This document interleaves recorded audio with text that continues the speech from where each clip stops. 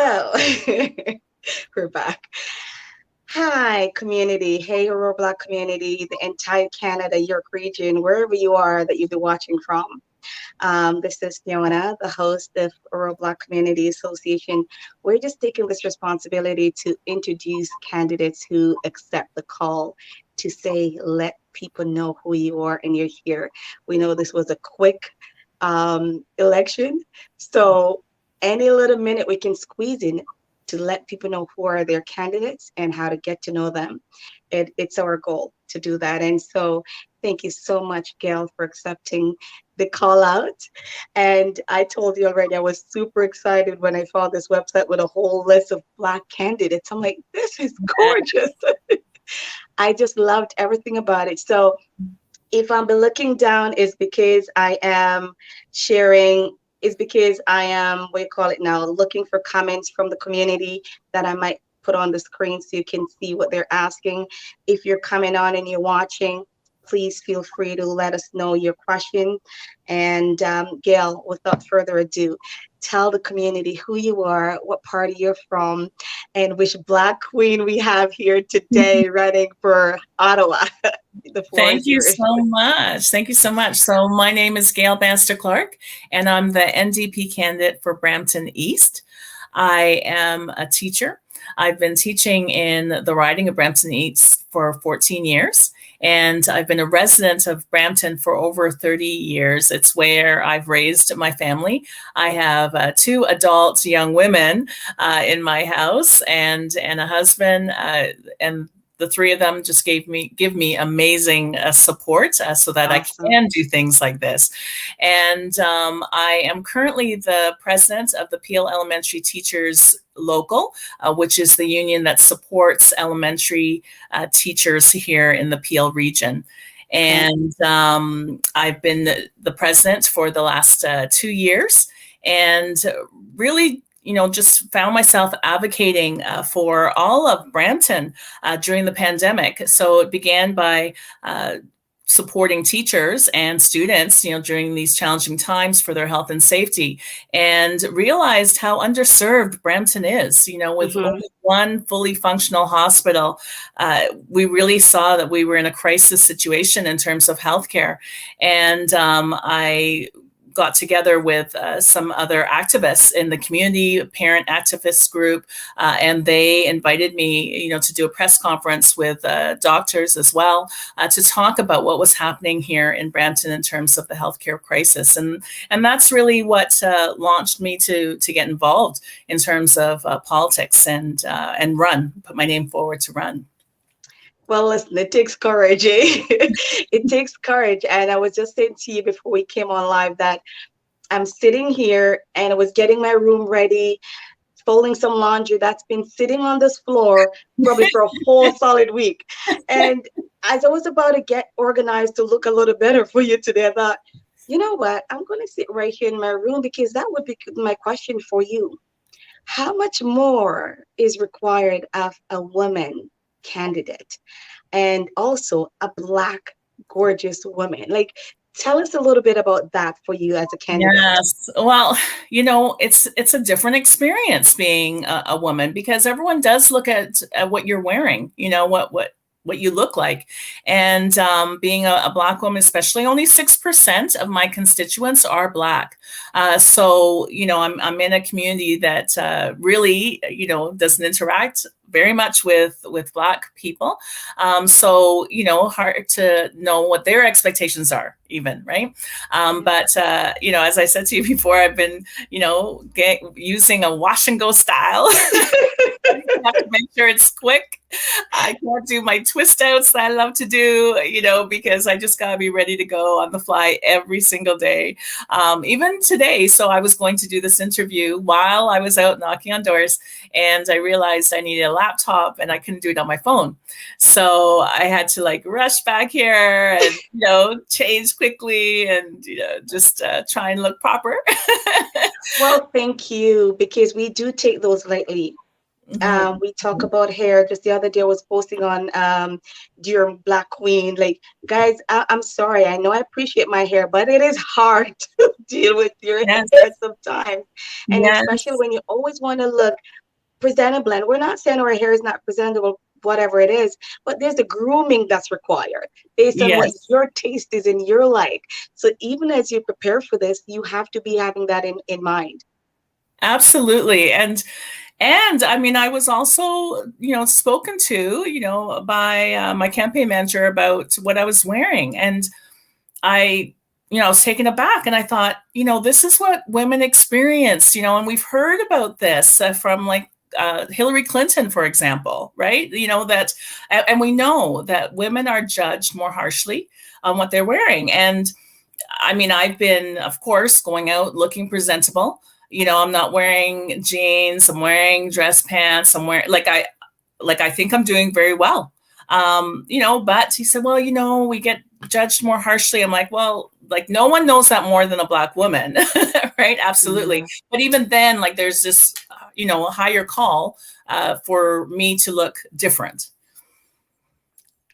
It's thank you again, everybody that's watching. Someone says, amazing to see a mother teacher as a candidate, as a mother teacher of color, happy with this leader standing up for the people. Thank you so much, guys, for that. And as you come in, feel free to ask her any questions. She's an NDP candidate, and we, as the Aurora Black community, is not here to exalt any particular one party. We just want people to know the faces of who is here and make an informed decision. And I think that is the most important piece here. So thank you for doing that, and for pausing to take this call with us, because I know you're out and this is crunching time. What does winning mean to you right now for this?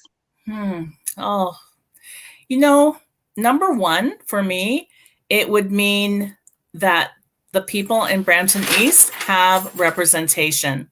And sorry, my dog came in, so he's settling down here, lying down.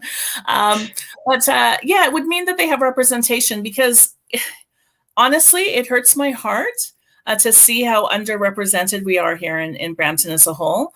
And knowing that we've had 5 Liberal MPs in this riding, and we're still so underserved, I really, truly want to bring my voice to bring change. Change is desperately needed here in Brampton. So number one, it would mean a change. There would be advocacy, and someone would be listening to concerns. So I'm really excited about what I can bring to people who are living here. It would also mean a big change for my family, because I would have to leave and move to Ottawa. And, I'm committed to do that, because that's what's needed. I don't want to be a politician that's in the House for 30 days. For example, there are some who you just never see them. And that's not the type of leader who I want to be. So, we've talked about it as a family, of course, and they're supporting that. And it would mean, moving. It would also mean electing a new president for PL teachers.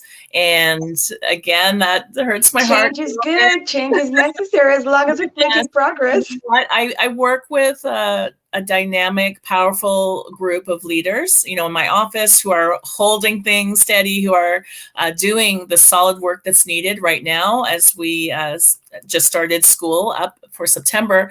And so I'm confident that they'll be fine too. But I will miss that, as well, because I've loved that role.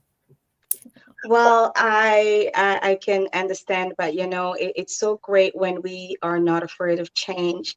A lot of times, Gail, I'm sure you know that we become complacent because of the unknown, the fear. And so even for me today, in asking anybody who's willing to come and speak and put your face out there, is I keep saying, we need to know. It gives courage. It gives hope to people who have a vision and sitting there saying, why me? Why not you? Mm-hmm. Right?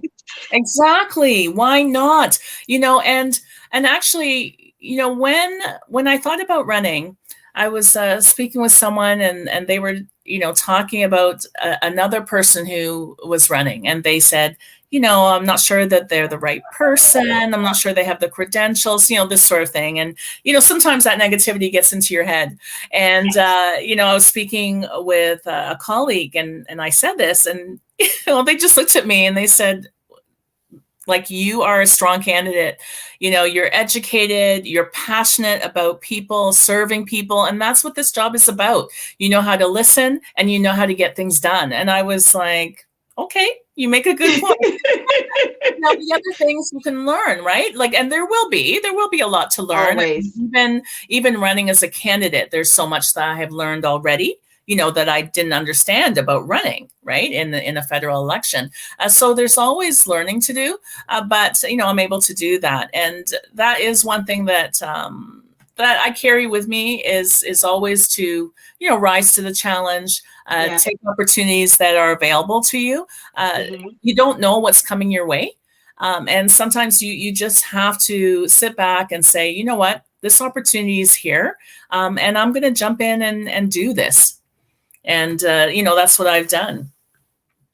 And that jump is everything, because I feel that you're already a winner for doing that jump, because that's been the hardest for a lot of people, for a lot of us, is that first step. So I'm going to go back here to see, I see somebody have some questions. Let me see if I can pull it up. Someone says, what's your vision? Are you able to see the questions on the screen? Yes, I am. It says, what's your vision for Black and other racialized mothers trying to survive the pandemic? Again, we only have a short time here. So if these are questions you're good with answering right away, feel free. If not, you can always follow up in the comments as well. So it's totally at your comfort. Well, I mean, we know that Black and racialized women primarily were hardest hit during the pandemic, and we're still going through the pandemic. There are so many things that are needed to address that. We need, just simple things like affordable childcare, right? About 100,000 women have left the workforce during the pandemic. And I'm certain that many of them are racialized women, Black women. When we think about schooling and how the schools were shut down last year when they were unsafe, like, that's a challenge to many Black women who may not have support for someone to look after their children. They may not have sick days. They may be in a job that doesn't provide them with sick days. So these sorts of things are so important to our community. And we need to do better in providing these necessary services to Black women, racialized women. I agree. And as for myself, as an entrepreneur who actually still don't just have employee, I literally do the work. It's been really tough, finding childcare and saying, oh my God, this is how much I have to be paying. It is hard. So again, when we have women who understand what the entire country is facing, we can trust them to make decisions, or hopefully we can trust them to make decisions that are affecting our others. There's another question that says, what change would you want to affect first, and what you're most passionate about personally? Well, twofold. I think, when I think about Brampton East, healthcare is primary. It's paramount for us to address the crisis with healthcare here in Brampton. We have 600,000 residents and one fully functional hospital. We're in a crisis. Wow. We are in a real crisis. So that is something that I really want to see changed. Another issue is racism here in Brampton. So, if you're familiar with the Peel District School Board, you know that we've been highlighted primarily around anti-Black racism and racism as a whole as a real issue in our schools. So that means it's in our community as well, right? And even though we have 6% of our population here in Brampton East that is Black, I also know that we have issues of racism between our South Asian community and Black um, members who are living here as well. So we have those issues, and also within the South Asian community, you know, they're not monolithic, right? So they have issues of racism and discrimination, colorism within the community, and those things need to be addressed as well. So that is something that that is really close to my heart, and something that I know we need to address as a community. Okay. I know it takes a whole team, and this is why when we are inviting candidates to speak, it's no particular party. Mhm. It's because I believe it's everyone's responsibility. Yes, These are issues that should matter to every candidate of every party that's running. And if it doesn't matter to you, you really shouldn't be running. Um, absolutely. so I'm glad to hear that. Tell us what's that thing right now that's on your heart, that if it was the one thing you get everybody get to remember about what you want to leave with us, um, that you would want to start talking about right now. Well, I would just say, you know, you really need to get out there and get to know your candidate, and also get to know the party that they represent, because we need change. We need change in Canada. We we have crisis situations happening, and it's only people who understand the problems at hand who will actually fix it. We also need to see who represents us the best. Yeah. Who's making promises? Who has filled promises? You know, and these are the questions I think people need to ask themselves. I don't think that we should play party politics. You know, you mentioned that, and you know, I really appreciate that. I think it really is about looking at policies, looking at what parties stand for, and not thinking, for example, you know, my family used to be Liberal for the longest time and always voted for the Liberals because, you know, Trudeau opened the floodgates and let immigration in. So, you know, my family emigrated here from the West Indies in the 60s, you know, and like you have to move away from that, right? And say, you know, but who is actually doing something for us now? And that answer may be different for different people, right? You know, I was speaking with one constituent today, and you know, I said, "Are you happy with the representation that you've had?" Right? And I think that that's the question that we all need to ask ourselves, and then vote for the candidate that you feel would really best represent your issues, your needs. I couldn't, you couldn't have said that better, because I know that I am guilty of having my head down, trying to survive and Mhm. working paycheck to paycheck and running your business, that the thought of even standing up, stopping to say, what is the candidate? Who is it? What am I voting for? It was very easy to know what you were voting against, but never knew what I was voting for. And Mm, when you're part of a certain, like I said, when you grow up, you die hard to something. yes. And even when it's changing, we're not stopping to do that evaluation. And it would be that assessment is needed annually, every month, Yes. every day. Who are these people? And I'm looking now and I realize, oh, as I'm learning more, I realize the MP in my town and my riding, for me, personally, to me, is more important than even the government, because they are going in there.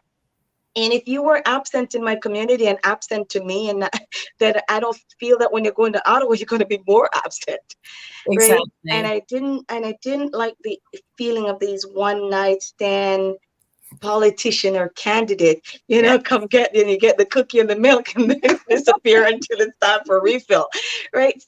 Yes. So I know. So my question for you is, how much intentionality is required of you daily to be conscious of not getting caught up, Mhm.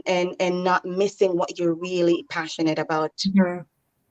Oh, such a good question. You know, if you don't keep that at the center of who you are, then you do get caught up. And, you may be thinking about getting votes or getting reelected or getting another position even in your party, right? So you want to toe the line, those sorts of things. I would say, being a president of my local for these last 2 years, and I've been vice president for 5 years before that, really taught me how to center myself and focus on my calling. I have people who elected me to do a job. They elected me for a reason, and I need to remember that foremost. That needs to be center of my decision making, because every day when I go into work, I know I'm working on behalf of my members, and I'm bringing that same passion, that same drive, that same commitment into being an MP.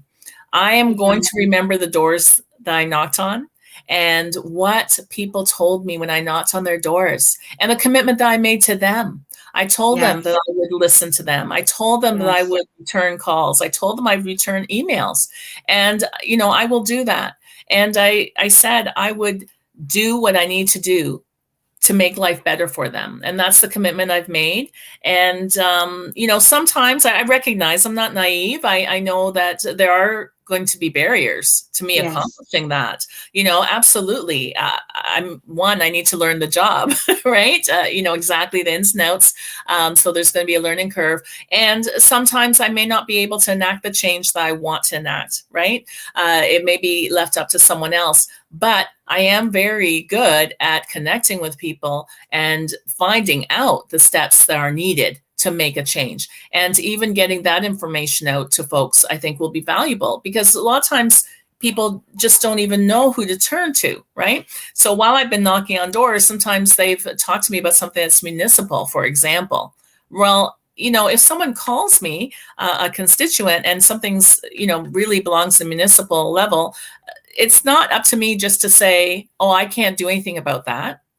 For me, that's not serving people. That's right. Serving people is saying, okay, that's not something that I can change, but here, this is the information that I found, and this is who you can contact, and, give them the steps and the process so that they can advocate, for themselves. So that's the type of leader I am now, and that's the type of leader I will continue to be. Wow, well, that's amazing, because there's nothing like accountability. And a lot of times we pass we ignore that responsibility and team by saying it's not and those are barriers. That's a municipal, that's federal. I don't care what it is. I am your resident. I'm your candidate. I put you in office. Give me better direction. Give me better support. It more than just telling me it's not. And so I really appreciate hearing that. I know you're not Aurora, but guess what? My mom lives in Brampton. My family lives out there. People that are watching know somebody lives out there. And most importantly, we're just celebrating all the Black faces that I've been seeing in politics. I am so proud of you guys. I know that color don't bring result. Character and hard work too, but with color and lived experience, bring that balance and make sure that there's more equity and the things that, because when you have that experience, you know what needs to be done. You don't have to think twice. And so we just give enough blessings to you and just trust that no matter where it goes, again, we just feel that a win is a win, and the relationship doesn't end because there's not a seat in Ottawa or not. And so anything we can do to continue to share about who you are, get your face out there, because I was excited to see it. So I know that means other people are not seeing it, and I know I'm on Facebook, so therefore we miss things, right? There's different algorithm or whatever these fancy terms are on Facebook that prevents people. And so anything we can do to continue to support, it's definitely our goal to do that. Someone says you're already a winner, Gil. Thank you. Thank you so much. So thank you. I know you got some work to do, so I'm going to just give it back to you to tell the people how to reach you, whether it's your website, your email, and so on. Yes, I was just thinking about that. My contact information. If I put it in the chat, will people see it? Yes, yes. Okay. I believe you definitely can put it So in there. that's Twitter, and Facebook is my name, so I'll put it there, and then Instagram. There we go. So those are my 3 platforms, and I've been putting things there, articles and different things, so people can read up. And yes, I just would appreciate any support if anyone's in Brampton and you have some hours that you can help knock on doors. We're giving a final push this weekend, so Saturday and Sunday you can come to 9300 Goreway Drive. And that's where the office is, and people will help you, give you a poll. You can go out and knock on some doors and help me in that way. It's not too intimidating because we're really just going to friendly houses over the weekend, people who have said that they most likely will support us or are definitely supporting us, and helping them know where their poll is so that they can go and vote on Monday. So, it's not too intimidating. So please join me, and that would just be awesome. And then also, if anyone's available on Monday evening, I still need some help then. So that would be great. Amazing. Well, again, Gail, thank you for giving us your time today. I know that it is really critical time, and even taking an hour or 20 minutes of any candidate time right now matters. So thank you for making time for this and showing us that this is important, and that this is a Canadian-wide decision. It's just not even just one little place, not just where you're running from, but it's a candidate choice. And so we wish you all the best and all the blessings. And we'll continue to share and promote and get you all the help that you can have. And again, we're so blessed to have you. And enough respect to our Black Queen and all the blessings. And we can't be more happier for you guys to jumping in with all the courage that it requires. So amazing. Well, guys, that is it. Thank you. Any questions? We'll see it in the comments later. If you're following us, Gail, you can feel free to answer any other things that you see. Yes, I will. And I'll do the same. It was a pleasure to speak with you today. Have yourself an amazing night. Thank you. Good night. Take care. Bye-bye.